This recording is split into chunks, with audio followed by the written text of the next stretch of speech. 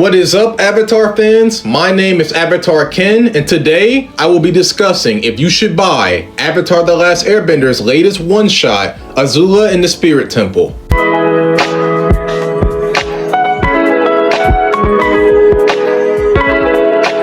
Azula in the Spirit Temple is the latest one-shot Avatar comic published by Dark Horse and written by Faith Erin Hicks.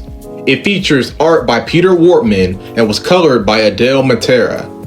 The comic consists of about 76 pages and features as the protagonist everyone's favorite evil fire princess, Azula. The plot is about Azula being forced to confront her past, the people she's hurt, and the people who have hurt her, including her brother Zuko, father Ozai, best friends Mei and Ty Lee, and last but not least, her estranged mother Ursa. Now, I won't be getting into spoiler territory in this video, but I will soon in my next full spoiler breakdown. I'll just be sharing my thoughts and trying my best to inform you how to spend your money on this new comic. Now let's get to my initial thoughts. Now, at the time of recording, I have only read through Azula in the Spirit Temple once, immediately after purchase. These are my thoughts.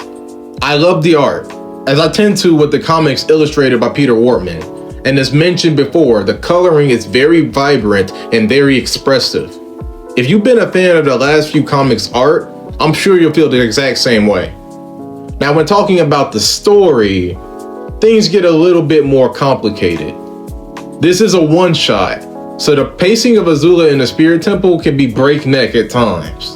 The whole Spirit Temple angle of the plot happens a bit abruptly in my opinion. I really would have liked a bit more time and development to go to other characters and interactions, but the book is very much titled Azula in the Spirit Temple, so it does very well live or die by your feelings on this aspect of the story. This is a more mystical and ethereal story, folks.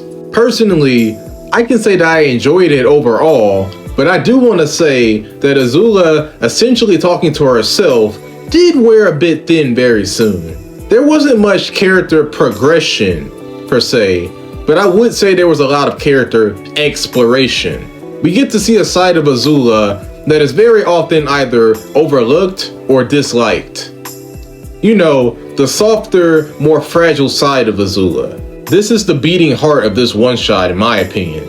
Seeing Azula struggle with who she is and what she wants. I just wish that the writing would have been more progressive with her character and other characters instead of being mostly mental and metaphorical. Now it's time for some pros and cons, in my opinion, on whether or not you should buy this book. I do believe that there are more things going for this book than against it. 1. Great art. This comic has very good art and is rewarding to the eyes to read. 2. Conceptual. This book features unique concepts that we don't often see in Avatar, especially concerning Azula. 3. It's Azula-centric. This book is dedicated to Azula and her story.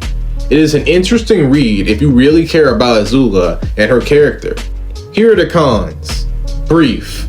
This comic is a one-shot, so it's not the longest. The pacing felt a little bit off, and it would undoubtedly be better if it were longer. Azula's character. I don't really see this as a slight against the comic in general, but if you have strong feelings about Azula's character and her character arc, this book may be a bit controversial.